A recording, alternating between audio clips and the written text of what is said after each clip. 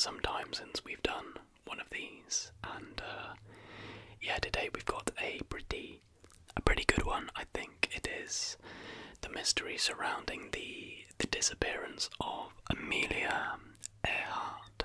So I don't think we need to ramble too much in the introduction. Let's just get straight into this interesting mystery. Okay then, so on the 2nd of July 1937, the Lockheed aircraft carrying American aviator Amelia Earhart and navigator Frederick Noonan is reported missing near Howland Island in the Pacific. The pair were attempting to fly around the world when they lost their bearings during the most challenging leg of the global journey, Ley, New Guinea to Howland Island, a tiny island 2,227 nautical miles away in the centre of the Pacific Ocean. The US Coast Guard cutter Itasca was in sporadic radio contact with Earhart as she approached Howland Island and received messages that she was lost and running low on fuel. Soon after, she probably tried to ditch the Lockheed in the ocean. No trace of Earhart or Noonan was ever found. So now a little introduction to just who Amelia Earhart is. So Amelia Earhart was born in Atchison, Kansas in 1897. She took up aviation at the age of just 24 and later gained publicity as one of the earliest female aviators. In 1928, the publisher George P. Putnam suggested Earhart became the first woman to fly across the Atlantic Ocean. The previous year, Charles A. Lindbergh had flown solo non-stop across the Atlantic, and Putnam had made a fortune of Lindbergh's autobiographical book, We. In June 1928, Earhart and two men flew from Newfoundland, Canada, to Wales, Great Britain. Although Earhart's only function during the crossing was to keep the plane's log, the flight won her great fame, and Americans were enamoured of the daring young pilot. The three were honoured with a ticker tape parade in New York, and Lady Lindy, as Earhart was dubbed, was given a White House reception by President Calvin Coolidge. Earhart wrote a book about the flight for Putnam, whom she married in 1931, and gave lectures and continued her flying career under her maiden name. On May 20th, 1932, she took off alone from Newfoundland in a Lockheed Vega on the first solo non-stop transatlantic flight by a woman. She was bound for Paris but was blown off course and landed in Ireland on May 21st after flying more than 2,000 miles in just under 15 hours. It was the 5th anniversary of Lindbergh's historic flight, and before Earhart, no one had attempted to repeat his solo transatlantic flight. For her achievement, she was awarded the Distinguished Flying Cross by Congress. 3 months later, Earhart became the first woman to fly solo non-stop across the continental United States. In 1935, in the first flight of its kind, she flew solo from Wheeler Field in Honolulu to Oakland, California, winning a $10,000 award posted by Hawaiian commercial interests. Later that year, she was appointed a consultant in careers for women at Purdue University, and the school bought her a modern Lockheed Electra aircraft to be used as a flying laboratory.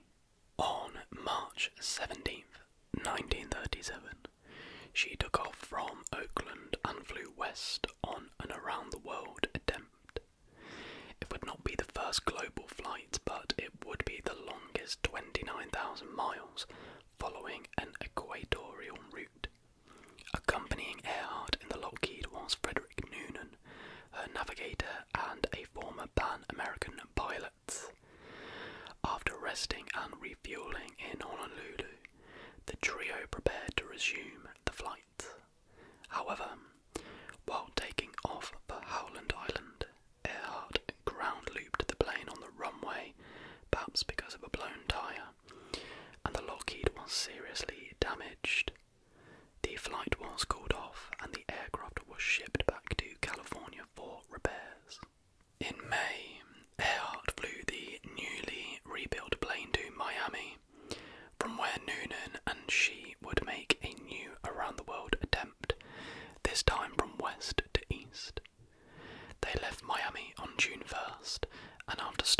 South America, Africa, India and Southeast Asia, they arrived at Lae, New Guinea on June 29th.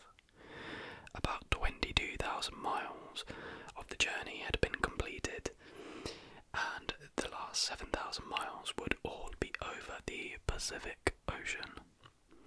The next destination was Howland Island, a tiny US-owned island that was just a few miles long. The US Department of Commerce had a weather observation station and a landing strip on the island, and the staff was ready with fuel and supplies. Several US ships, including the Coast Guard cutter Itasca, were deployed to aid Earhart and Noonan in this difficult leg of their journey. As the Lockheed approached Howland Island, Earhart radioed the Itasca and explained that she was low on fuel. However, after several hours of frustrating attempts, two-way communication was only briefly established, and the Itasca was unable to pinpoint the Lockheed's location or offer navigational information. Earhart circled the Itasca's position but was unable to sight the ship, which was sending out miles of black smoke. She radioed 1/2 hour fuel and no landfall, and later tried to give information on her position. Soon after, contact was lost, and Earhart was presumably tried to land the Lockheed on the water. If her landing on the water was perfect, Earhart and Noonan might have had time to escape the aircraft with a life raft and survival equipment before it sank. An intensive search of the vicinity by the Coast Guard and the US Navy found no physical evidence of the flyers or their plane.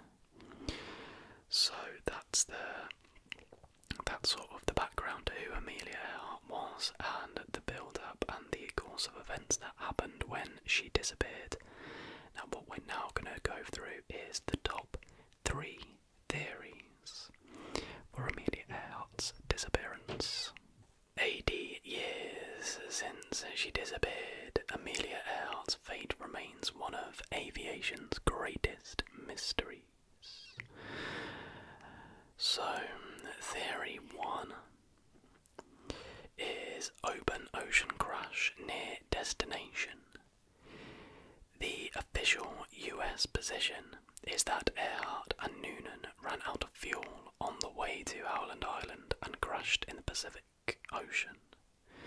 The US Coast Guard cutter Itasca was at Howland to assist Earhart in this pre-radar era by providing radio bearings and a smoke plume, but owing to radio problems, communication was sporadic and broken. According to the Itasca's radio logs, Earhart indicated she must be near the island but couldn't see it, and was running low on gas. The Electra never made it to the island.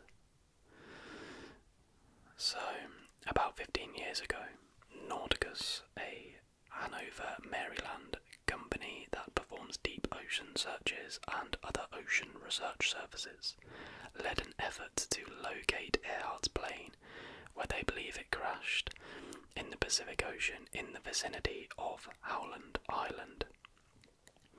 Nauticus President David Jordan said in 2003 that by studying factors such as Earhart's broken up radio transmissions and what is known about the Electra's fuel supply, he and his colleagues had narrowed down an area of the ocean that they believe will eventually yield the plane's grave. "We are confident it is in the area we are searching," said Jordan. "Of course, we cannot guarantee it, because it could be on the outside edge, but we are sure it is in the vicinity." In March and April of 2002, the company used a high-tech deep-sea sonar system to search 630 square miles of the ocean floor near Howland. They didn't find the plane on that expedition or on the 2006 follow-up mission. Later, in 2009, a team organised by the Wait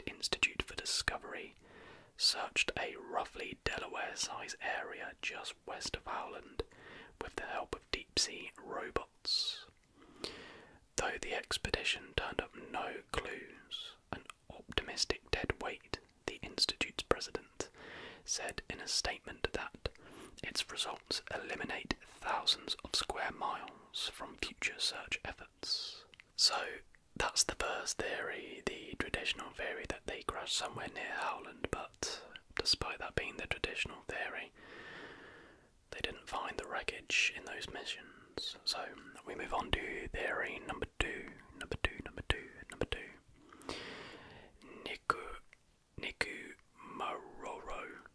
Niku Maroro castaway. There we go. So, the International Group for Historic Aircraft Recovery is investigating the hypothesis that Earhart and Noonan landed their Lockheed Electra on Niku Island, that is a mouthful, a speck of land 350 nautical miles southwest of Howland, when they couldn't find Howland. The researchers based their hypothesis on Earhart's last radio transmissions. At 8:43 AM on July 2nd, Earhart radioed the Itasca. KHAQQ to Itasca. We are on the line 157337. The Itasca received the transmission but couldn't get any bearings on the signal. The line 157337 indicates that the plane was flying on a northwest-southeast navigational line that bisected Howland Island. If Earhart and Noonan missed Howland, they would fly either northwest or southeast on the line to find it. To the northwest of Howland lies open ocean for thousands of miles, and to the southwest is Niku Maroro. The line of position radio message was last confirmed transmission from Earhart, but radio operators received 121 messages over the next 10 days. Of those, at least 57 could have been from the Electra. Wireless stations took direction bearings on 6 of them. 4 cross near the Phoenix Islands, said Tom King, Tiger's senior archaeologist, in a previous interview. Most messages were at night when the tide was low. At the time of Earhart's disappearance, the tide on Niku Maroro was especially low, revealing a reef surface along the shore long and flat enough for a plane to land. If Earhart sent any of those 57 radio transmissions, the plane must have landed relatively intact. The Tiger researchers theorised that Earhart and Noonan radioed at night to avoid the searing daytime heat inside the aluminium plane. Eventually, the tide lifted the Electra off the reef, and it sank or broke up in the surf. The transmission stopped on July 13th, 1937. Other evidence points to Earhart and Noonan's fate as castaways on Niku Maroro. Later in 1937, a British party explored the island with the intent of colonising it. Eric Bevington, a colonial officer, noticed what looked like an overnight bivouac. He also took a photograph of the shoreline, which includes an unidentified object that Tiger speculates might be a plane's landing gear. Interesting. By 1938, the island was colonised as part of the Phoenix Island Settlement Scheme, one of the British Empire's last expansions. Colonists reported finding airplane parts, some of which could have plausibly come from the Electra.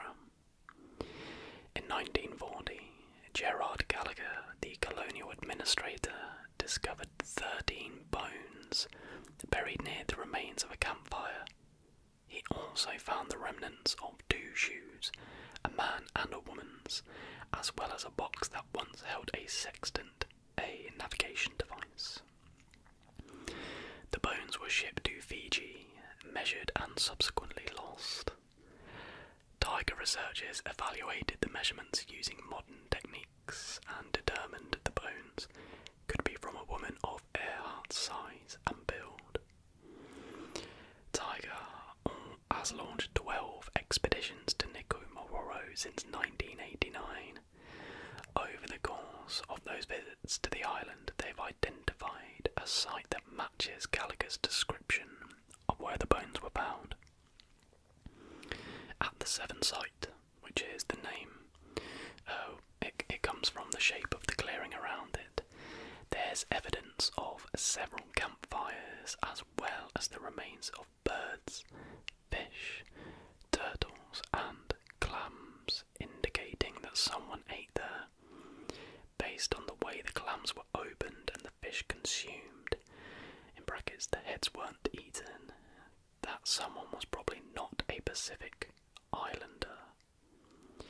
Several 1930s era glass bottles have also been discovered at the site. One of them may even have contained freckle cream, a cosmetic that Earhart was likely to have used.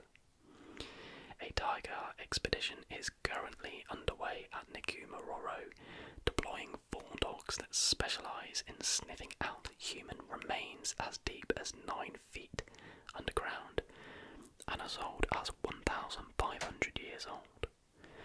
No other technology is more sophisticated than dogs, says Fred Hybert, archaeologist in residence at the National Geographic Society, which is sponsoring the canines.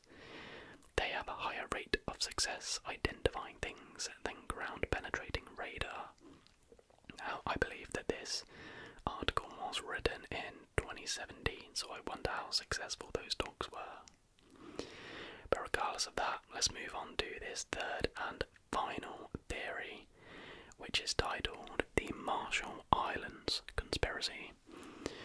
So, a third theory is that Earhart and Noonan, unable or perhaps not intending to find Howland, headed north to the Japanese-controlled Marshall Islands, where they were taken hostage by the Japanese, possibly as US spies.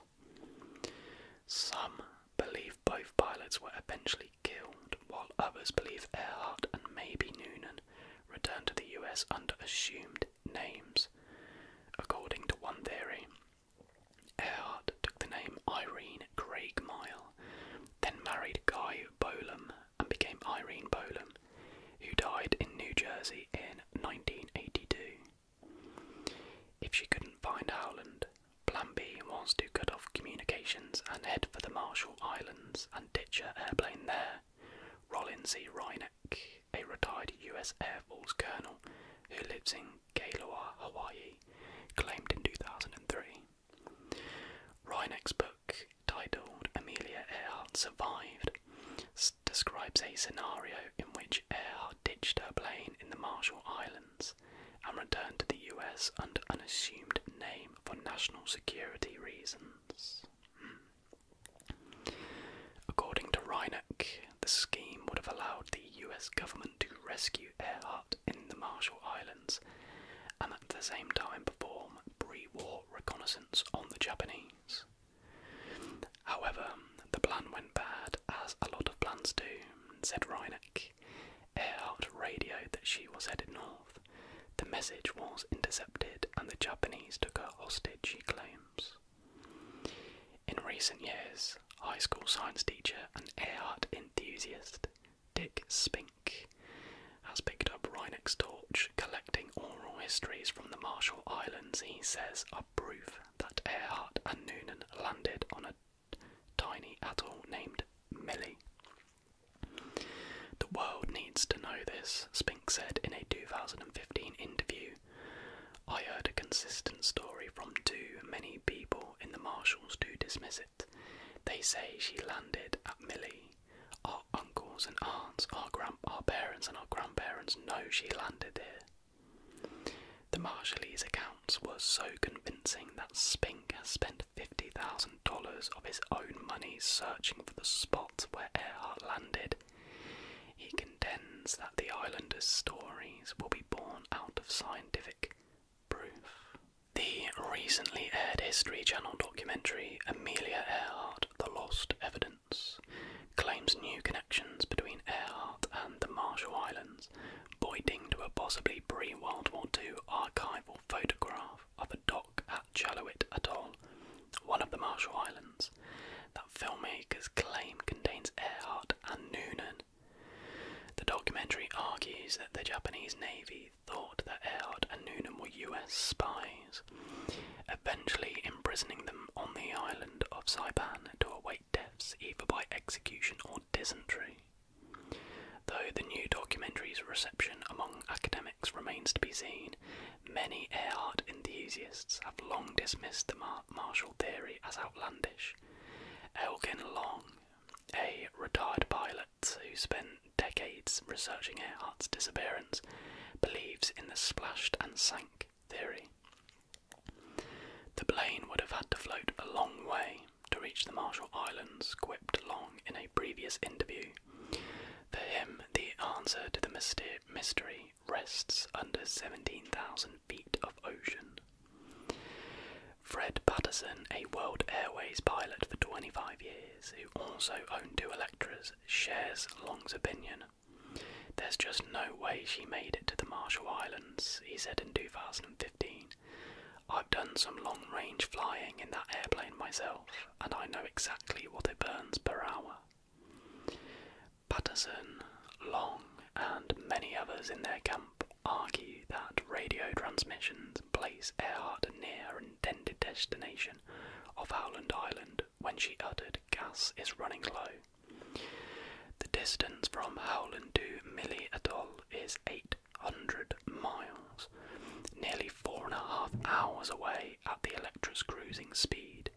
But until Earhart's wreckage is hauled from the Pacific, the mystery surrounding her disappearance will continue to invite speculation of every kind. And there we have it. I guess we probably may never truly know what exactly happened to Amelia Earhart, one of the most iconic aviators in history. And I guess she's the fact that there's so much mystery around her disappearance only adds to, how famous she is, kind of thing, and I guess we will never know. I mean, me personally, I probably do just think they just crashed in the ocean and sadly drowned. I mean, the Japanese, the Marshall Islands one is obviously a lot more exciting and exotic and whatnot, but I think it is probably just a case of they crashed in the ocean. But let me know what you think down below. So that will do it for this video, everybody. I really hope you did enjoy it. It was certainly interesting to go through for me. The next video will be a conspiracy theory video. What it's on, you'll have to wait and see. So, if you did enjoy this video, please give it a like and subscribe if you're new. The recent support has been absolutely incredible. The history video's done so well, and there's a lot more of you here on the channel, which is great as we try and push to hit 10k subscribers by the end of this year. So, I will see you guys in the next video, but until then,